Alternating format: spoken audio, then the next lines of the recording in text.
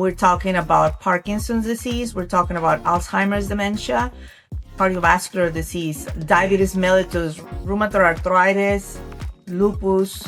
The stem cells bring intelligence and send signals, and the repair process starts. Regenerative stem cell therapy, in the most basic sense, has to do with the body having the ability to heal itself. We're just providing a way for the body's intelligence and all its systems to regenerate itself and heal itself by providing this kind of therapy with stem cells. So regenerative therapy can address many different conditions in our bodies. The few categories that I can mention right now will be autoimmune conditions, right? Anything like rheumatoid arthritis, lupus. We can help the body with autoimmune conditions to heal itself. It can also help in other conditions like neurological conditions. We're talking about Parkinson's disease. We're talking about Alzheimer's dementia. We're talking about autism. And also any other chronic degenerative disease like cardiovascular disease, diabetes mellitus, right? Whether it be type 1, type 2. It's an overall big range of conditions that stem cell therapy can be helpful in. Therapy with stem cells is considered a cell transplant, but not necessarily a surgery. It can be invasive depending on the kind of therapy we're receiving. So there's two kinds. There's one therapy that uses our own body stem cells and then reintroduces the stem cells to our bodies. And that does involve a little bit of invasion because it has to do with taking cells out of your body, and usually they're taken out of a bone, the iliac crest to be specific. So it's like when we do a bone marrow transplant, etc. So we have to take that, and that can be invasive.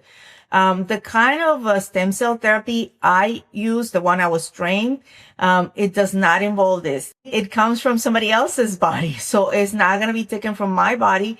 And the way that is minimally invasive, meaning you're just going to have an IV in your body. So just like when you go to the hospital and they insert an IV for fluids or antibiotics, that's as invasive as it gets. So you get an IV in your vein, usually in your arm, and that's it. Or if you're going to do a joint injection, well, the invasiveness of it is like a joint injection. You go to orthopedics and they're going to give you an injection for your knee pain. That's as invasive as it gets. So not a surgery, but we can say minimally invasive procedure. The difference between using PRP or platelet-rich plasma versus using stem cell therapy is very, very large. PRP has been used for a long time with good success, specifically for joint issues. If we inject a knee with PRP, you will get relief of your pain, of your swelling, but you will not get what a stem cell can give you, which is the power to restore that joint. So it's very different. And I had just explained this to a patient not too long ago. The difference between the two of them will be, yes, you're coming with chronic pain, you're coming with swelling, you have advanced arthritis or whatever the condition is. We can inject PRP. You'll get results. But you most likely will require several treatments of it along the way, but just to treat the pain and inflammation.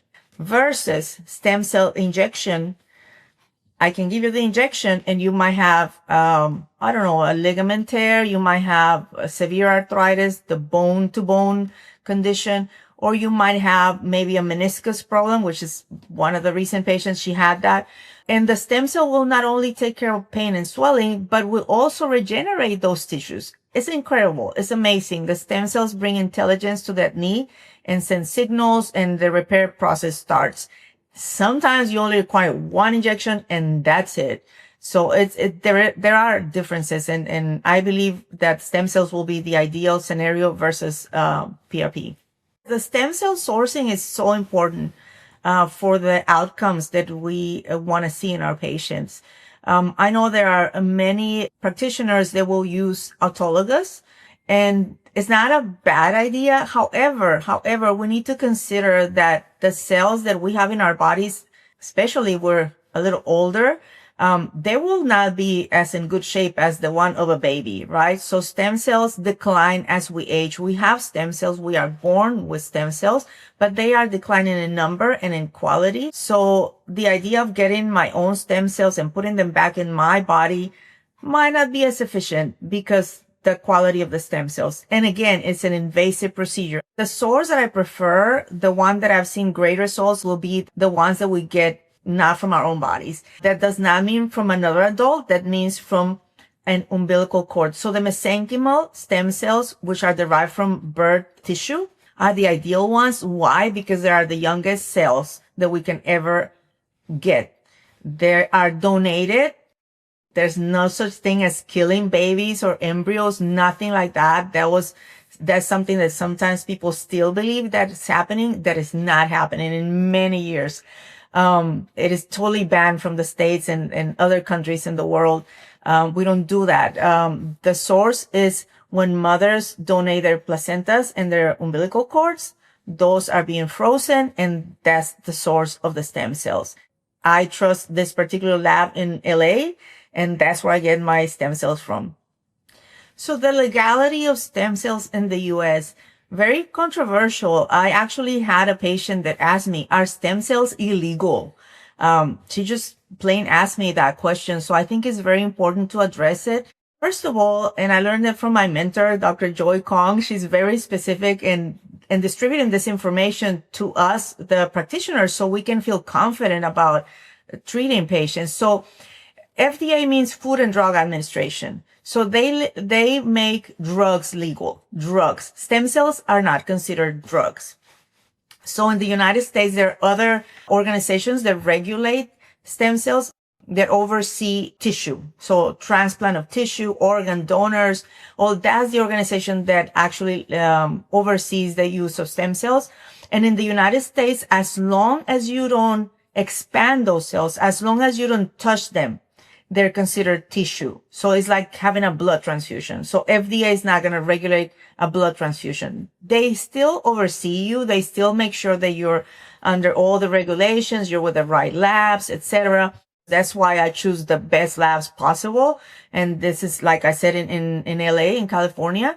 So that's the lab I have chosen because I know they are under scrutiny, under all these regulations.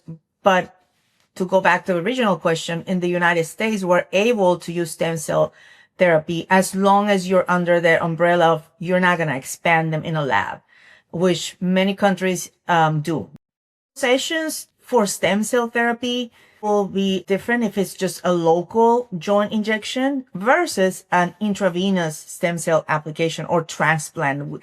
We like to call it a transplant. That's how serious this is. I always tell my patient, come with at least 2 hours of your time, at least 2 hours. Why? Because we don't want to rush into it, right?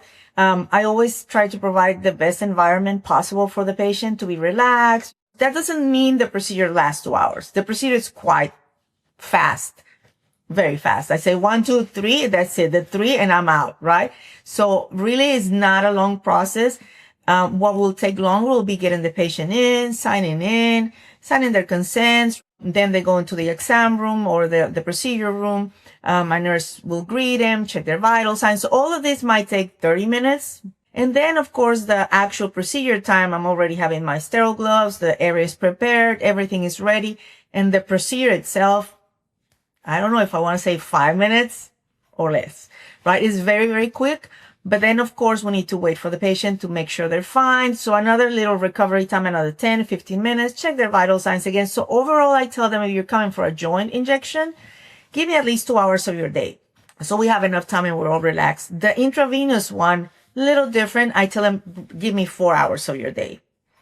It's not going to last 4 hours. I guarantee you, it's not going to last 4 hours. However, that's the time I tell my patient to block in their schedule so they can come again, be greeted, comfortable. Do you need a tea? Do you need a coffee?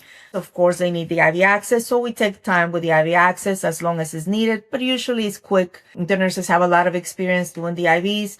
So we have the IVs. In these cases, I might pre-medicate them. If they are a person that is very sensitive, I might give a little Benadryl through the vein, right? So there's another bit of time there. And then I give them exosomes, which is also part of the regimen. And then I give them a little bit of IV nutrients to prepare the body for the actual stem cells. So there's more steps to it. So they might be in the actual, all the procedure about 2 hours, but I tell them, give me 4. We prepare. So we rather exaggerate in the time, but it's not going to be a day, 2 days. Now, you also ask about how many of these have to be repeated. It's very individualized. So a knee injection or a shoulder injection might be just 1 session. And that's what I've seen. With 1, they do amazing and they don't have to come back. Of course, you need to take care of that knee, still do some things with it, strengthen your muscles, etc. Right? The IV ones is very, very, different per patient.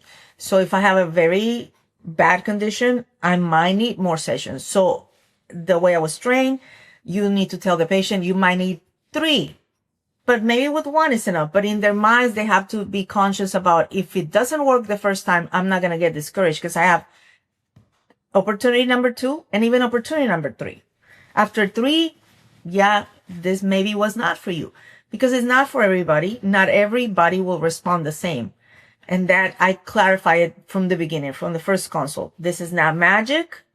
We have to work with it and your body has to respond to it. So we need to give the body the best conditions possible so the stem cells can actually work. But yeah, 1 session might be enough.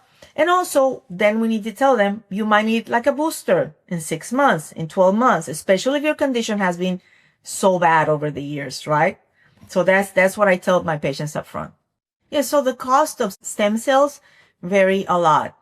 Like I said before, we can have cells from our own body or we can have cells from outside of our body. So that's the number 1, right? If it's from your own body, it's going to be a different cost. If it's the ones, the mesenchymal, which are the best in my opinion, and in many people's opinion, that's going to be a different cost. Unfortunately, none of the stem cells procedures are covered by any medical insurance. The reason is it is considered an experimental or research treatment. So that's basically where the insurances will say, no, we cannot cover because you're experimental. There are many studies going on, trying to make them go from experimental to something that will be approved by insurances, but we're not there yet. We're not there yet at all. I can imagine with insurance approval what your copays will be. So it might be even better to pay the cash right now than to wait until insurances say, yes, we can cover them, but this is your cost. So no, not covered by insurances, and they vary depending on the source, right? They vary depending on the source. They vary also depending on if it's expanded cells versus non-expanded cells. Like I said, I use non-expanded cells and the cost will be dramatically different. Why? Because the more cells you receive, the higher the cost. So expanded are definitely more cells, hundreds of millions of cells versus tens of millions of cells. So the non-expanded tend to be less amount of cells required versus the expanded. And yes, if you go and do a search, you will see the costs across the United States. But I am very passionate about bringing those costs as affordable as possible for the population I'm serving. So because we are launching this project in my area, but can be out of the area as well, we are trying to keep those very affordable and actually have partnered with organizations like Care Credit that will help our patients actually finance their stem cell treatment. So I'm very, very excited about that, to make this regenerative medicine available and affordable to as many as possible. So stem cell therapy is an investment that you're going to make yourself for your health. How much am I willing to invest in myself? What is my value? Do I want to go back to being the person I was before I got sick with X, Y, and Z? So see it like that. And it is my commitment, my desire, my passion to help you in this journey by making it more affordable to you, accessible to you, and by giving it the value that it has without you having to go beyond your possibilities. So that's what I want to help you with. So I want to ask you something. Share this video with somebody that is considering stem cell therapy and maybe they have questions about price. Just do that for me and share it now.